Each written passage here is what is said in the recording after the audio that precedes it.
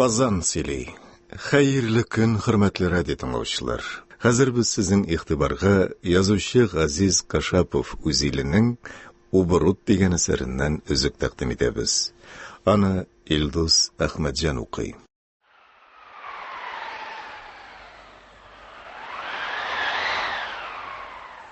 Көчле жил купты. Бирауктан шытырдатып күк күкрәде. Ялт-йолт яшен-яшен. Төнгө караңгылык тагында куйра төшкәндәй булды. Риян Мәүләвие сыкранып ятагына торып утырды. Сусман төссез үз алдына яшелләнеп торган күзләрен угалап, кечкенә тәрәзә янына килде. Төн караңгылыгы аша нидер күрергә, абайларга тырышты. Аннары кулагын пыялага якынайтып тыңлап карады. Ләкин берни күрмәде. Тавыштан ишетмәде. Күзләре томаланган, кулагы тыгылган иде аның. Шомлы тынлык дәвам иткән саен Мәүләвинең барлык буыннары, айрым сөякләре, кул һәм аяк бармаклары аларны берәмтекләп суыргандай җилегенә үтеп кирерлек булып сызлый ватыла иде.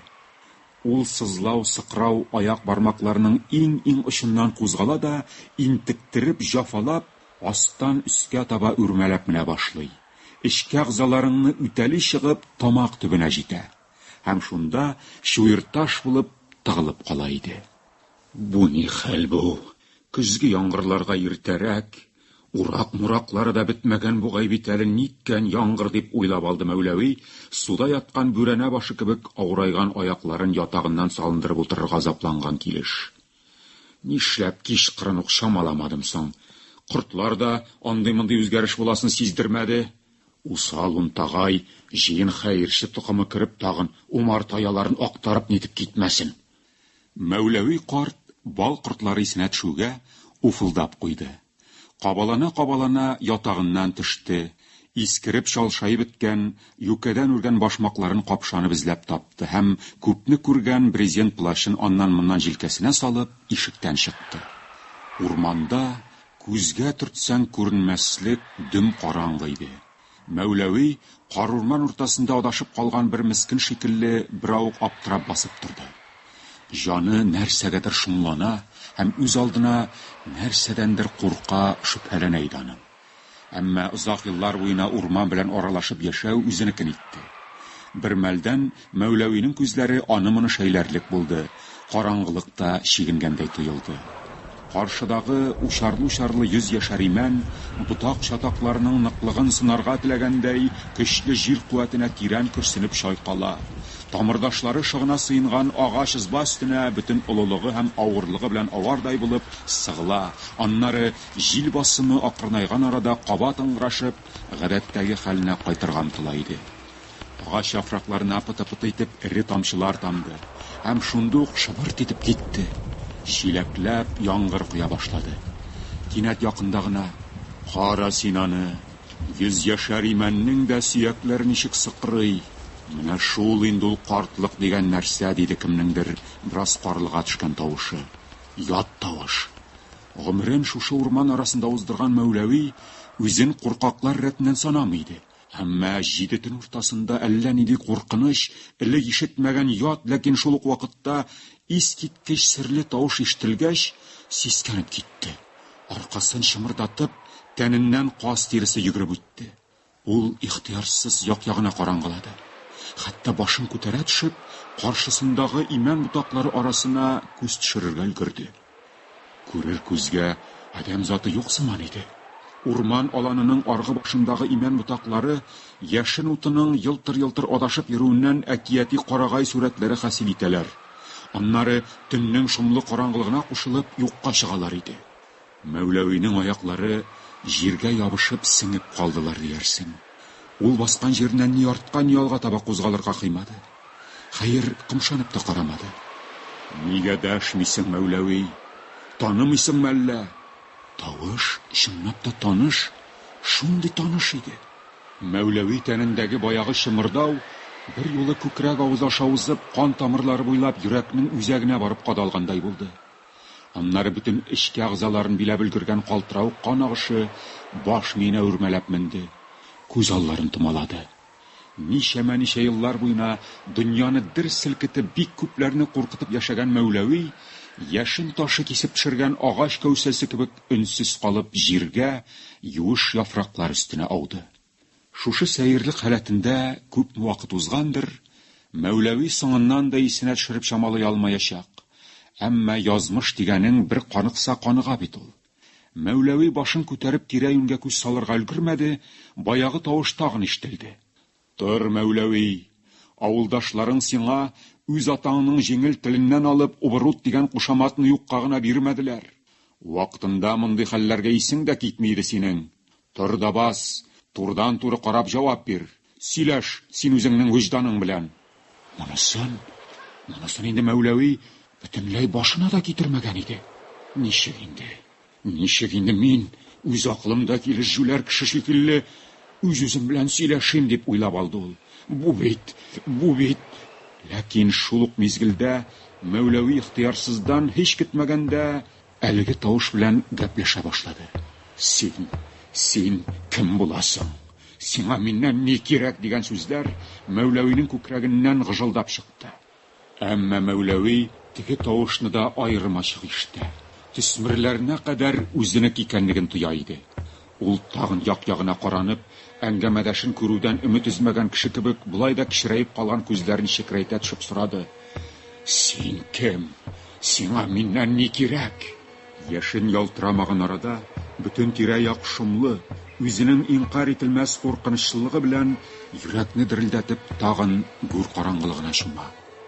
Шул вакыт Мәүләвинең такыр башына, аның җыерчыклы йөзенә, кичкенә сакалына, кирләнгән күлмәгенә, берничә ел буена туташ эшкә киюдән итәкләре каеш сыман ялтыраган пинжәгенә салкын тамчылар тама. Ләкин ул үзе шуларның бөтенесенә илтифатсыз бер хәлдә тораташ булып баскан да, ни кылырга белмичә дер-дер калтырый иде.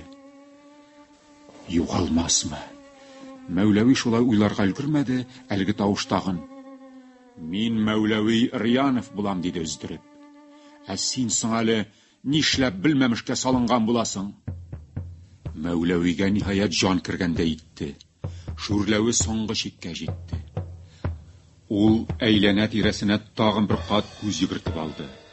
Һәм җиргә ябышкан аякларын көч-хәл белән өстерәп, үрмәли, җәй көннәрендә умарталары янында яшәргә дип урман каравылчысы чагында ук салдырган избасының ишегенә таба чигенә башлады. Я Ходай, диде Мәүләви артка таба үрмәләвен дәвам итеп. Картаймыш көнемдә акылыма җиңеллек килә күрмәсен. Я Ходай, үзең генә сакла. Изба ишеге ярым ачык калган икән. Тавыш иясе аягымнан эләктереп алмасын тагы дигән уй Мәүләвине ашыктырмакчы иде. Ләкин ул аягына басып ички якка атларлык көч тапмады. Ишек тактасына ике куллап ябышкан килеш кысыла-кысыла бу сагар аркылы керде. Һәм бераз хәл алгач кына үрелеп, тимерче Вахиптан махсус ясатып алган келәне элмәгенә төшерде. Тимер тимергә бәрелеп чык иткәч, Мәүләви җиңел сулап куйды. Бер вакыттан алганнан соң гына алпан-тилпән адымнар белән мич янына килде. Туяр-туймас кулы капшана торгач, шырпы кабын тапты. Тагын сагая төшеп, тирә-якны тыңлап торды. Бу юлы ул йөрәгенең агач аяк сыман тук-тук типкәнен ишеткәндәй булды. Әмма түшәмгә эленгән асылмалы лампага таба омтылып кыймылдарга өлгермәде, бүлмә яңгыратып: "Ут алдың ни, алмадың ни, Мәүләви, мин барыбер монда", диде тавыш. Мәүләвинең сыртына кисәү агачы белән сыладылар диярсең. Тагын хәрәкәтсез калды. Җиңеләям. Баягы шикелле үк ихтыярсыздан тавыш иясенә сүз кушты. Син түгел, мин Мәүләви. 79-нчы ел инде мин Мәүләви. Син нигә мине олы кешене бимазалыйсың? Сиңа миннән ни кирәк? Мин монда табигать иркендә җаныма тынычлык, сөякләремә сихәт тауып яши идем, балкортлары үрчетеп. Мәүләви хәле китеп, йөрәк тибеш сирәгәйгәнне сизеп, сәке читенә сул кулын тидерде. Аннары үзе дә шунда утырганда итте. Бисмиллаһир-рахманир-рахим кәлимәтен тайбәтен ла илаһа. Син генә түгел, мин дә Мәүләви, диде үз сүзле тавыш.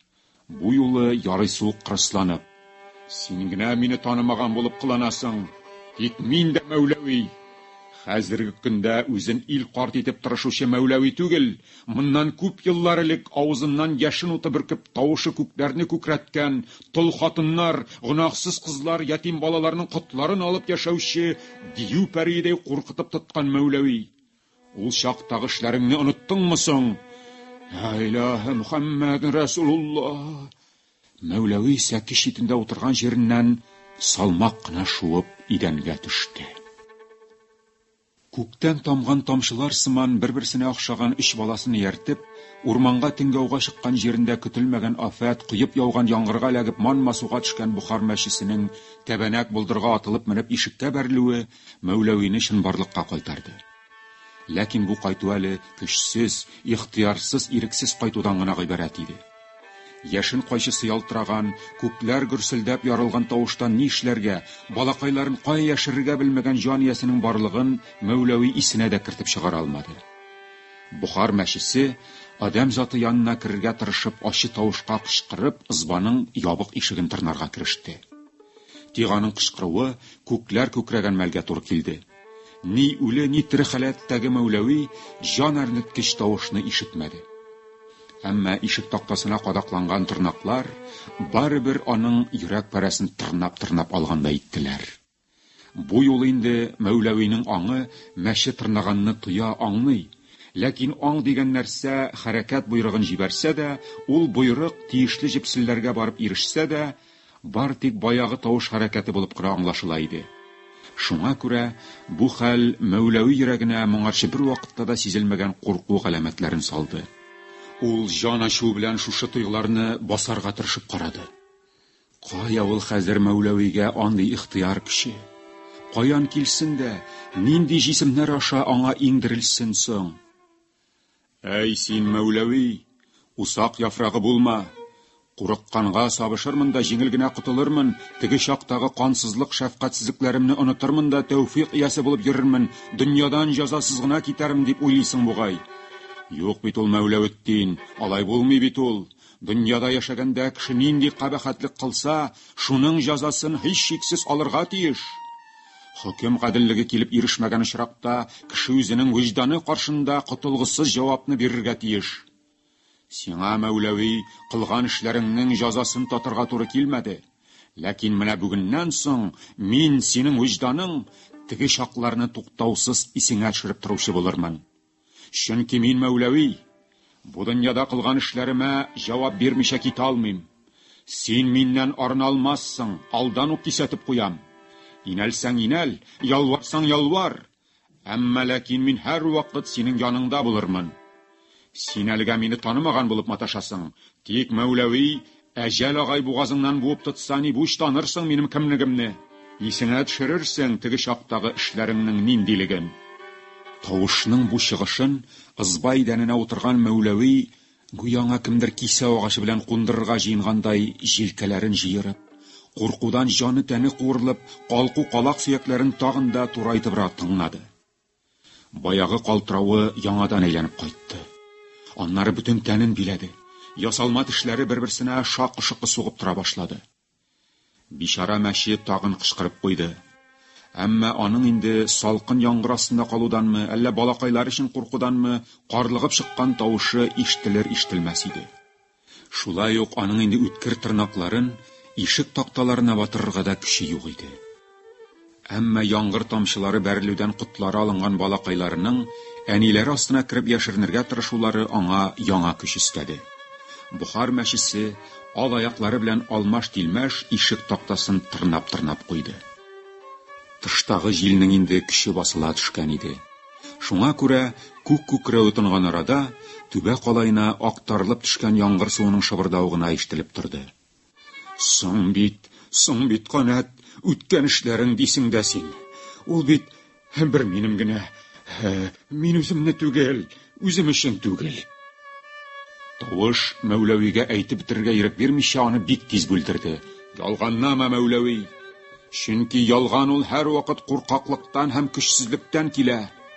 Ишеткәнем бар минем, партия кушты, хөкүмәт өчен кайгыртып йөрдем дип изгәләнүләреңне. Кисәтеп куям, боргаланма. Ачыктан ачык аңлашыр заман җитте. Сен биттеге шакларда, кеше алдында, дөресрәге җитәкчеләр алдында гына үзгәләнә идең. Чынлыкта исә, ярый, ул хакта айрым-айрым сөйләшербез әле. Мин Мәүләви, синең вөҗданың. Шуның өчен синең күңелеңә кирдем дә. Син бит сизеп тордың. Кертмәскә, нинди юллар белән булса да кертмәскә тырыштың. Синең мүкләнү генә түгел, ташка үрелгән күңелеңә кирип, бузланып каткан келәтләреңә бикләнгән вөҗданыңны алып чыгулары бер генә дә җиңел булмады. Ничә еллар тырыштым бит мин ул тоткынлыктан чыгар өчен. Мин дә Мәүләви, тик минем синнән аерылып торган бер нәрсәм бар. Сиңа убрут Мәүләви диләр. Ә мин сиңа кайчандыр атаң-анаң кушкан Мәүләви. Бүгеннән соң һәр даим теге чактагы эшләреңне исеңә төшереп торырмын. Узак йоклаттың син мине, узак. Хәзер инде син кешеләр алдында булмаса да, минем үз вөҗданың алдында ул эшләреңнән ваз кичәрсең. Бәхиллек, вөҗдан, нәрсәсең ул? Халык авызыннан үзенә төптегәл убрут дигән кушамат алу бәхетенә ирешкән Мәүләви кебек кешегә нәрсә ул вөҗдан? Аның нинди төсе яки тәме бар? Һәм аңардан ниндирәк файда сыгып чыгарырга мөмкин? Гомумән бик күпләр авыз суы кыртып, вөҗдан дип шапырынырга ярата башладылар әле соңгы вакытларда. Эхма, теге вакытлар, корыш куллы юлбаш еллары булса, белер иде Мәүләви андыйларның тишек авызларын томалап, телләрен аркылы тешләтү җаен белер иде. Бер уйласаң, бәбәкләреңне ачыбрак дөньяга карап баксаң гаҗәп инде. Революция давылы җир йөзен тетрәндереп узып барлык кешеләргә бер тигез хокук биреп киткәннән соң 17-20 ел үтмәде. Җанын тәнен кызганмыйча изге һәм мәңгелек эшләр кылабыз дип инанып йөрүчеләрнең тешләре нәфрәттән шыгырдый. Авыр ыңгырашулары еракларга ишетелә, богаулары чыңлый башлады. Убрут Мәүләви кебек бәндәләргә хөррият заманы килде. Алар кысыла-кысыла пысып яткан тишек ярыкларыннан кандала тараканнар шикелле берән-сәрән дөньяга үрмәләшеп чыктылар. Чыктылар да изге идеалларга бүтән җаннар һәм тәннәре белән бирелеп, бу дөньяны тигезлек, дуслык һәм бәхет гүл бакчасы итәбез дип хыялланучы бер катлы фидакарьләрне тешләргә, аларның каннарын суырырга кирештеләр. Убрут Мәүләви дә шундыйлардан иде. Аны да шушы яман җил шаукымы дөнья йөзенә тартып чыгарды. Һәм халыкларны тагын да ныграк тетрәнергә мәҗбүр иткән сугыш дигән аждаһа сулышы диңгез дулкыннары өстенә йөздереп алып менеп китте. Аңа хәтледә вөҗдан төшенчәсе белән ничә мәртәбә капма каршы ярга басып сөйләшкәләгән Мәүләви кебекләр, әнә шулай итеп, партия, хөкүмәт, халык дигән мәртәбәле сүзләрне кипкән борчак урынына сибәргә өйрәнеп алдылар. Юк, алар һич тә сукыр тавыклар түгел.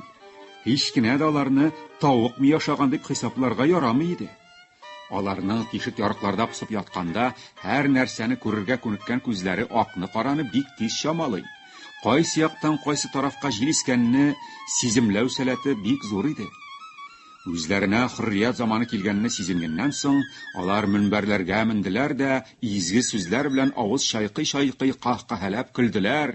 Яшерен өметләрнең аклана башлавыннан үзләрен тагын да көчлерәк, сәләтлерәк сизделәр. Вөҗдан имеш. Шушы мыскыллы уй белән Мәүләви корыш шыңнары сеңгән тавышны бүлдерергә һәм нәрсәдер каршы әйтергә чамалап авызын ача башлаган иде, әмма күңеленең кайтышындыр бухар мәчесе тырнап алганда итте. Аңа тагын баягы шомлану, шөбһәләнү тойгылары әйләнеп кайтты. Килештекме, Мәүләви? Вөҗдан. Мәүләвинең башына дәү тимер күсәк белән тондырдылар диярсең. Ул сыгылып төште. Муенын җыерып, башын ике җилкә арасына сеңдергәндә итте. Вөҗдан имеш. Убрут Мәүләви андый төшенчәләр турында уйланып вакыт әрәм итеп тордымы соң? Юк. Ул андый йомшаклыкка, алай гынамы җибегәнлеккә бер кайчан да ирек куймады. Жәлләү, кызгану һәм михырбанлык хакында уйлап та карамады. Ләкин нишләмәк кирәк? Гомер уза, кигән кием туза дигәндәй, тора бара, заманалар үзгәрә, тагын да Мәүләвиләр теләмәгән якка таба авышырга киреште. Төрле каршылыкларга очрап вакытлыча менгән мөнбәрләреннән очып төшсәләр дә, каһкаһәле көлүләрен дәвам итеп, һәр уңышсызлыктан рәхәт табып яшәп яткан Мәүләвиләрнең дә җаны тыпырчына башлады. Алар да җаны ясы бит. Алар да бары тик шуен яки шуерташтан гына тормыйлар. Ара тирәгенә булса да, Убрут Мәүләвинең дә, Авылның теге яки бу кешесе очраганда, яисә кемнедер зират юлына таба озатканда, күңел төпкелендә бу кешене үз исем белән зурлап атамаудан тәм таба иде ул. Теге чактагыларны хәтерендә саклый микән соң дигән уй калкып куйгалы иде. Дөрес, Мәүләви үзе авылның бер генә кешесендә хәтта үзенең атасы булып атасын да зиратка кадәр озатмады. Кеше өстенә бармады ул. Акланырга сәбәбен таба торды. Юк, кеше алдында түгел билгеле. Үзен үз аклар өчен генә. Атын җикте дә районга чыгып киткәндә итте. Бактың исә күрше авылга барып көмешкә чимереп кайтты. Яки урманга таба юл тотты. Андагы агачларга кычкырып сәлам берде, кошларга эндәшкәндә итте. Шулар белән сөйләшүдән җанына юаныч тапты. Әмма кеше заты җанвар түгел. Аны кеше күңелен хәтердән азат итә алмыйсың. Аны дошманыңа халык дошманы дигән яла ягып себерләргә сөргәндәй җәһәннәмгә җибәрә алмыйсың. Ул барыбер ничә еллар узгач та үзенекен итә. Хәзерге авылдашлары йөзендә Мәүләви ачыктан-ачык күрә алмаушанлык ымшым сизмәгән кебек булса да, әлеге хәтер дигән нәрсә сирәк-мирәк кыймылдап алгалы иде. Хәтерлидер, халык дошманы, дәшми генә санти дип нәтиҗә ясый иде Мәүләви. Урамда очраган авылдашлары Мәүләви абзый, ни хәлләрең бар, исән-сау гына йөрисеңме дип хәл-әхвалын сораштыргаласа да, җәйлеп китеп, озын-озак гәпләшеп, юкны бушка аударып торудан баш тарта. Тизрәк үз сукмагыннан атлау ягын карый иде. Шушы соңгы 6-7 ел арасында Мәүләви абзыйның узган барган белән сөйләшәсе, аны моны сораштыргалыйсы килеп киткәләде. Әмма сүз җилемен таба алмыйча интекте. Аңлашылмас эш пышу, кеше сөйләгәннәрне ишетмәү, үз сүзенең очын җуйгалый башлаудан туктап калды. Һәм күңеле кайтып, хушлашырга керешә торган булды. Еш кына Мәүләви агайның үзенең дә бу нигә булай соң? Мин бит гомеремне шушы кешеләр арасында уздырдым. Шулар кичергәннәрне кичереп яшәдем югыйсә дип уйлап алгалаган чаклары булгалады. Турысын әйткәндә, Мәүләви агай авылдашларының барысында да үзенә карата нәфрәт чаткысы күрми. Чөнки хәзергеләргә кем соң ул? Бер бабай гына иш. Шырын бергә кичкән кешеләр арасында аның белән санашырга теләмәүчеләр күбрәк. Алар өчен әйтерсең, өлкәннәргә ихтирамлы булу кебек борынгыдан килгән язылмаган кагыйдә бөтенләй юк, булмаган. Хәер, алай дисәң, ни өчен соң Мәүләви абзагыз әледән-әле хәтер сандыгында казына башлады. Әледән-әле каһәр төшкән сугышны һәм аннан соңгы елларны искә төшерә. Ул чактагы вакыйгаларны торган саен ешрак берәм барлый. Картлык яки урмандагы ялгызлык галәмәте дияр идең дә бит. Электә Мәүләви дигән адәм баласы кеше арасында чынчынлап яшәмәде.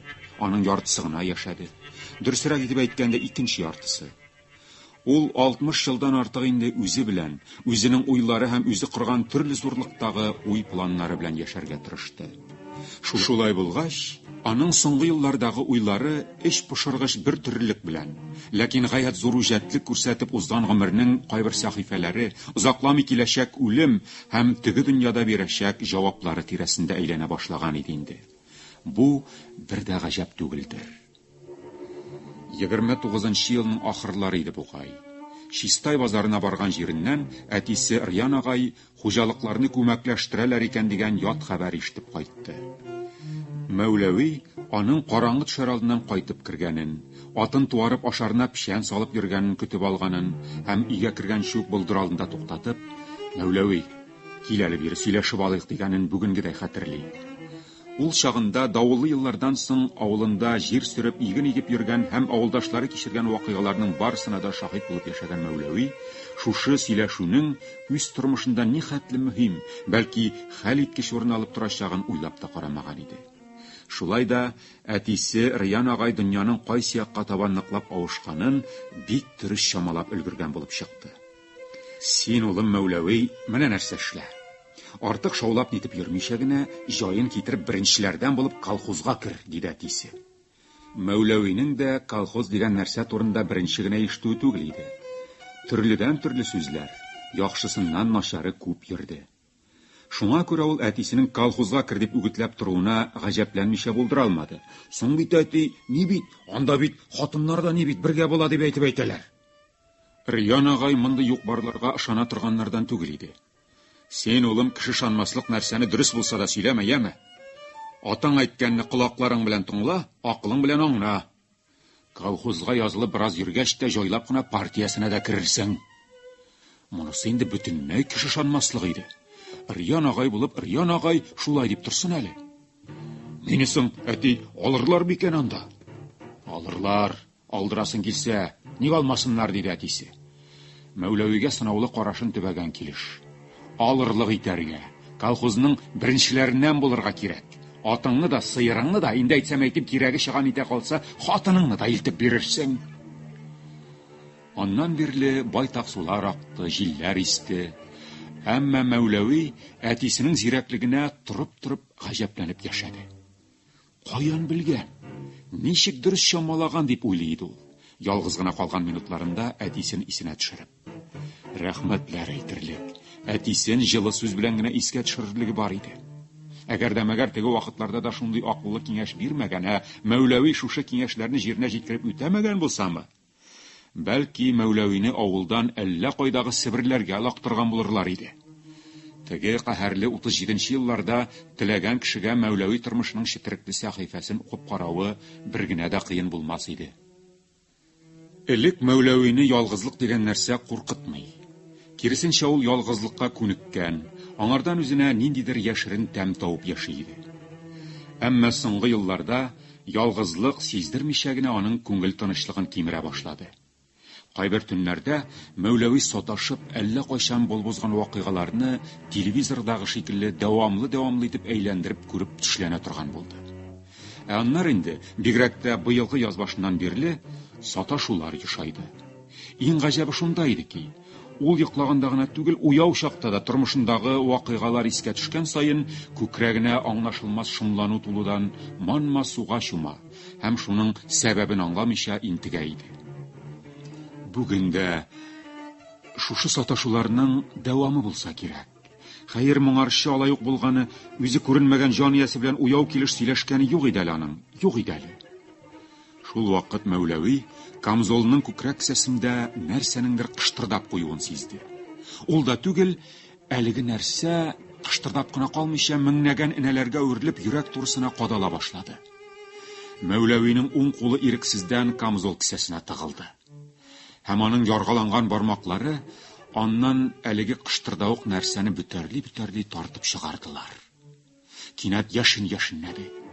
Ишен көзгедә итеп яктыртып җибәрде. Мәүләви кулындагы кәгазьгә карады. Дөрес, ул инде андагы вак хәрефле язуны укый алмый иде. Ләкин Мәүләвигә язуны уку хаҗәт түгел, чөнки Мәүләви кәгазьне күрүгә анда язылган көтмәгәндә йөрәгенә кадала башлаган сүзләрне хәтерләде. Кичәгенәк Мәүләви авылда кунармын дип кичкә каршы гына кайткан иде. Урыс капканың бер яртысын ачып, аны әйбәтләп тирәтеп куйганнан соң, икенче яртысына килеп тотынуга, "Мәүләви бабай, менә сезгә телеграм китергән идем" дигәнне ишетеп сискәнеп китте. "Менә телеграм." Ләкин Мәүләви эшен битермичә икенче нәрсәгә үрелә торганнардан түгел иде. Шуңа күрә бер тотынгач, урыс капкасының икенче ягында ачып битерде. Иске киндек белән терәп куйды.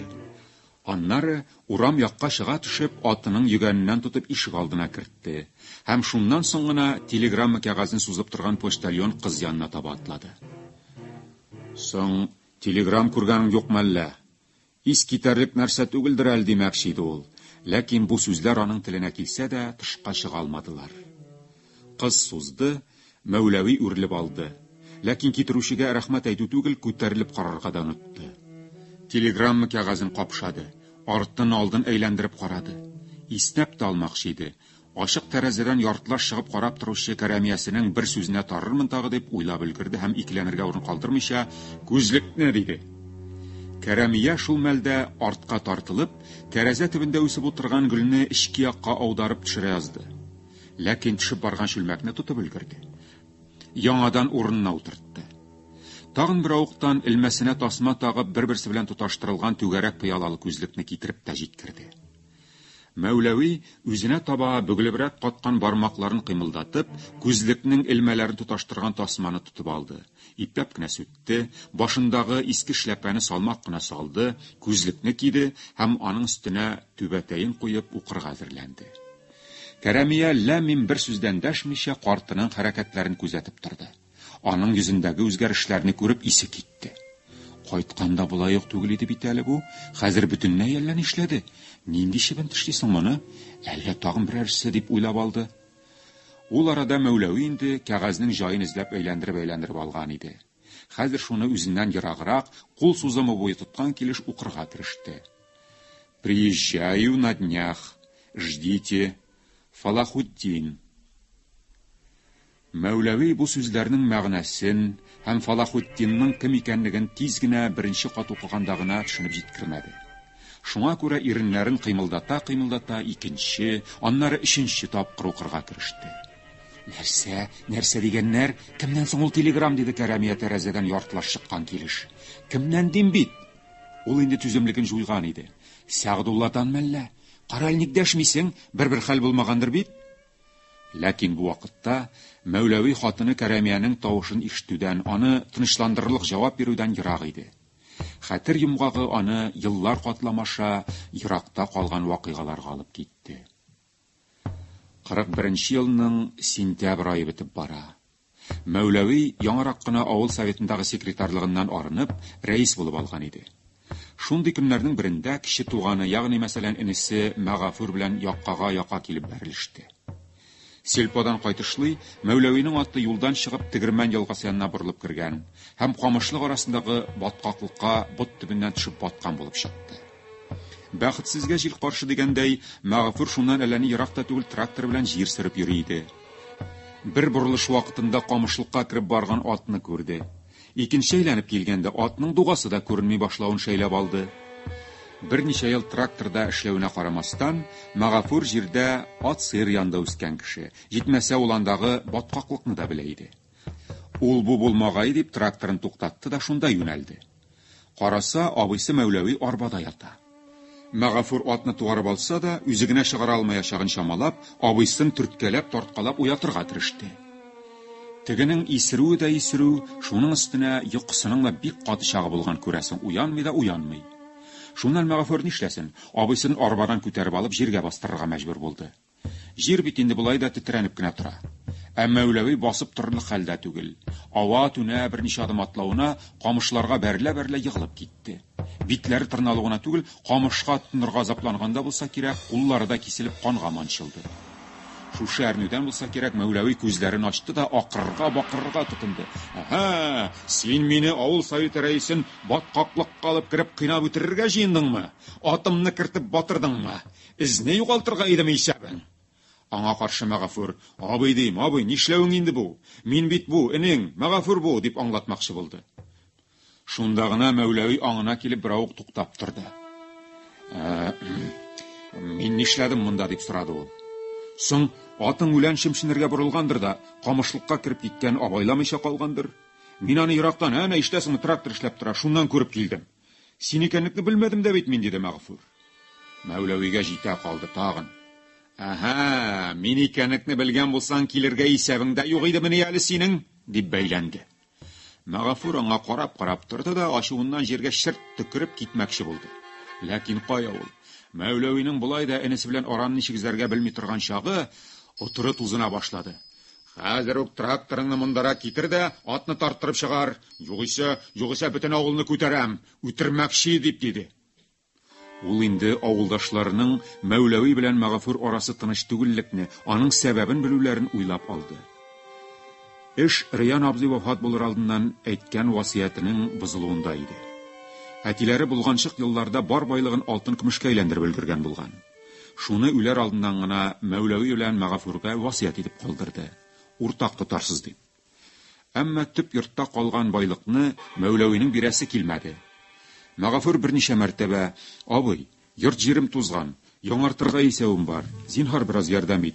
Әти калдырганнан аз булса да өлеш чыгар", дип йөзен йөртеп барса да бушка гына иде. Соңгы бер сөйләшүләрендә Мәүләви авыл советы рәисе булып утырган иде инде. "Әгәр тагын бер шушы сүзне кузгатсаң", диде несенә, "Буруныңны алдырам да сугышның җәһәннәм шикелле җиренә озаттырам мин сине". Ләкин Мәгафурның да башы ике түгел. Күрәләтә тракторын камышлыктагы баткаклыкка кертеп батырырга. Кем белсен, ат булып ат кырсагына кадәр батып ята. Тракторның бу төшкә басып та караган юк, бөтенләй җир астына улып төшүе бар дип уйлады ул. Исерек Мәүләвинең үз 9-9, үз 30-30 кычкырнуын белә. Хәзер үк тракторны монда китер. Мәгафур аңа карап торды да әйтеп салды. Әй Мәүләви, әти сиңа бер дә юкка гына убыруты дип әйтмәгән икән. Дөрес икән, шайтан таягының да синең дә бер икәнне белә идем, ләкин әле ышанып ук бетмидер идем. Чынлап та син шул бер нәрсәгә яраксыз нәрсә икәнсең, диде дә кулын селтәп китә башлады. Ләкин 20-30 адым китә алмыйча тораташта катып калды.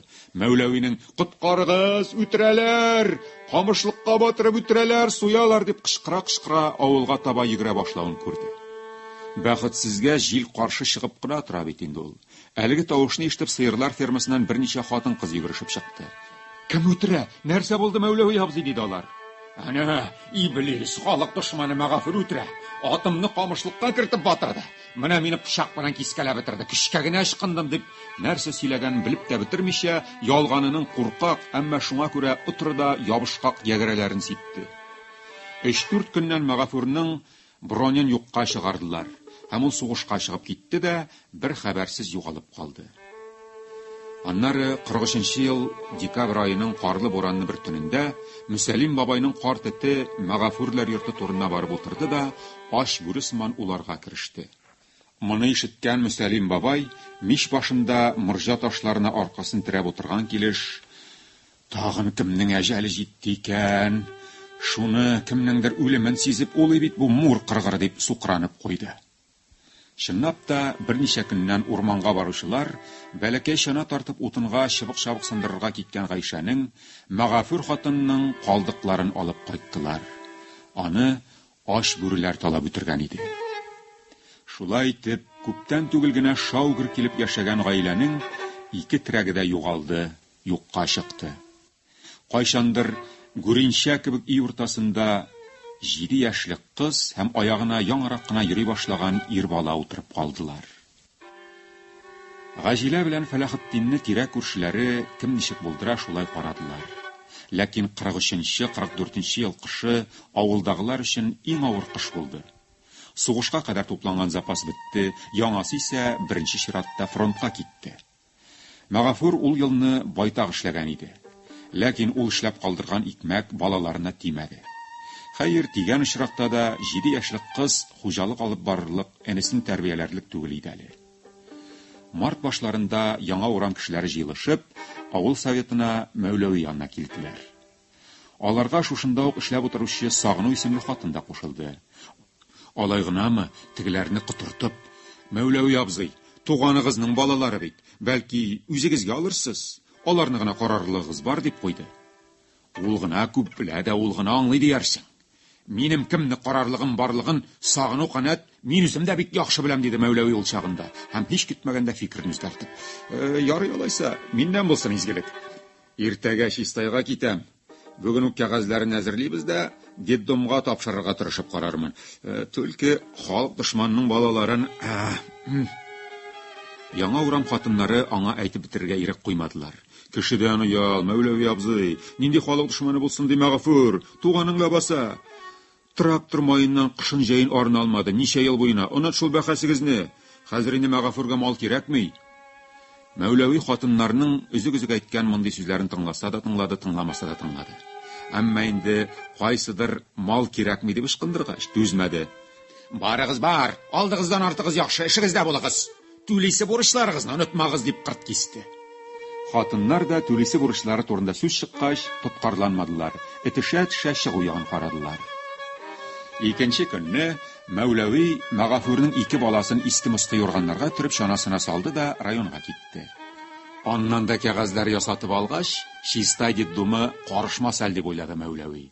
Һәм бик дөрес иткән булып чыкты. Чөнки вакыты шундый.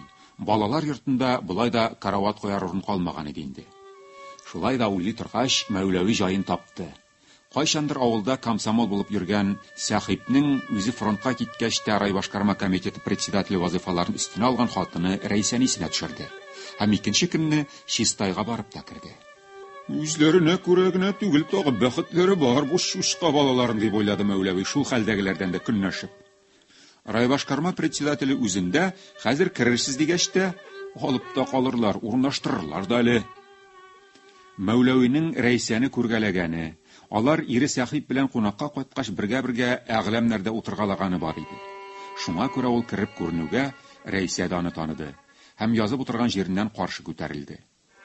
Хуҗа улыннан Мәүләви Риянов иптәш түгелмесең бу диде. Әйе, Рәйсә иптәш, мин булам. Хәтерегез әйбәт икән, онытмагансыз, рәхмәт дип җавап кайтарды Мәүләви, үзе дә сизмәстән нәрсәгәдер уңайсызланып. Нинди яңалыклар барсын хуҗа улында? Яңалыкларның яхшысы азрак инде хәзер, азрак, диде Мәүләви сер бирмәскә тырышып. Күбрәк кайгылы хәбәрләр килә инде хәзер. Алай, күбрәк шундый хәбәрләр дисең инде алайса. Алай гына түгел иптәш Риянов, җиңү хәбәрләр дә килә безгә, диде Рәйсә ханым урыннан торып тәрәзә янына килеп басты. Аның бите йөзе яшенә карата ярыйсы гына ару иде әле. Әмма хәзер генә ачык, мөлаем йөзе нишләптер караңланып калды. Маңгаендагы җыерчыклар күбәйде, карашу салланды. Моны күреп Мәүләви, Сәхип кордаштан ул бу юктыр бит, диде. Ул нишләп фронттасың? Кайда булырга тиешсең ул, Мәүләви? Бөтен ил шунда хәзер. Бөтен ил белән ябырылганда гына җиңеп булачак явыз дошман яуларын. Дөрес әйтәсез, мин бик аңлыйм дияргә ашыкты Мәүләви үзенең дә авырткан җиренә кагылып. Син нишләп анда түгелсең дип сорап куймасын тагы дигәндәй ашыгыбрак. Исән саудыр бит Сәхип, хәбәре киләдер бит дип әйтүем инде. Рәйсә ханымның йөзе бөтенләй караңланды. Чөнки 6 айдан артыграк Сәхиптән хәбәр юк иде инде. Күптән түгел генә аңа ирегез махсус задан үтәгәндә хәбәрсез югалды. Өметегезне өзмәгез, озакламый табылыр дип уйлыйбыз дигән хат кисәге килеп төште. Ләкин Рәйсә Мәүләвинең ниндирәк кеше икәнлеген авылда булган арада ишеткәләгәнгә күрә аңлатып торуны кирәк тапмады. Ул тәрәзәдән кинәт кенә борылды да Мәүләвигә карады. Сезнең берәр йомышыгыз бар идеме соң? Мәүләви каушаудан бераз телсез торды. Ләкин аннары ярыйсы гына шома сөйләп китте. Менә бит Рәйсә туган, безнең авылның мактаулы гына кешесен, бик уңган тракторчысын былтыр көз көне фронтка заткан идек. Озакламый хатынын урманга барган җирендә бүреләр талап үтерде. Фронттан да билгесез югалды дигән хәбәр килде. 7 һәм 5 яшьләрдәге 2 баласын караучы юк. Шуларны детдомга алмаслармы дип килгән идек тә. Мәүләвинең күптән килгән бер гадәте бар иде. Иң мөһим нәрсәләр турында ул гадәттә ерактан урап килеп сөйләргә тотына иде. Хәзер дә шулай булып куйды. Ләкин Рәйсә ханым моңа игътибар итеп тормады. Алмыйлармы диде ул кыска гына әйтеп. Урын юк диләр шул. Эш шунда ки, дип суза төште Мәүләви. Ул кеше минем туганым иде. Ләкин минем үземнең дә балаларым җитәрлек, 8. Рәйсә ханым 8 бала янына тагын 2 бала сыймыймы дип сорамакчы иде дә, моның файдасы юклыкны аңлап, ярый, тырышып карарбыз диде. Ул җиңел адымнар белән телефон янына килде. Һәм аның кәкре башлы тоткасын шыр-шыр әйләндереп трубкага, "Матурым дим, мине балалар йорты директор белән тоташтыр әле, яме" дип үтенде. Аннары Мәүләвигә таба борылып, "Балаларны алып килдегезме соң?" диде. Булды. Авылга кайтып яхшатлы күренергә тагын бер сәбәп булды дип уйлап алды Мәүләви ишеннән генә шатланып. Мондалар, чанада яталар. Көне буена монда килеп җиткәнче авызларына бер валчык ипи капканнары юк. Мәүләви бу сүзләрнең мәгънәсен әйтеп бетергәндә генә төшенде. Һәм шунда ук телен тешләде. Менә бит ахмак, нәрсә әйтеп торам тагы дип уйлап алды. Райбашкарма рәисе телефон трубкасын тоткан килеш Мәүләвигә күтәрелеп карады. Башын чайкап куйды. Ләкин ни уйлавын белгертмәде. Ул арада телефондагы кеше сөйли дә башлады бугай, чөнки Рәйсә ханым бераз җанланды. Телефон трубкасын бер кулагыннан икенчесенә күчерде һәм "Хәзер сезгә бер агай керер, Октябрин сеңлем. Шушы агайдагы балаларны алып кал әле, яме" диде. Беләм сеңлем, урын юклыгын беләм. Шулай да буларны ал. Мин моны үтенеп сорыйм. Сәхип абыйгыз авылыннан китергәннәр. Фамилияләрме? Мәүләвигә карап, "Фамилияләр ничек дидегез әле?" Рияновлар. Булдымы? Аласыңмы? Ай, рәхмәт үзеңә сеңлем. Егетең исән сау әйләнеп кайтсын. Гомәрең исән кайтсын дим. Ярый, булды, бетте сеңлем. Рәхмәт. Мәүләви урыннан торган иде инде. Рәйсә ханым аңа табатлады. Кул бирмәкче иде бугай. Ләкин нәрсәндер исенә төшерде һәм күтәрә башлаган кулын һаваны кисеп аска төшерде. "Барыгыз, урнаштырыгыз" дип әйтү белән шикләнде.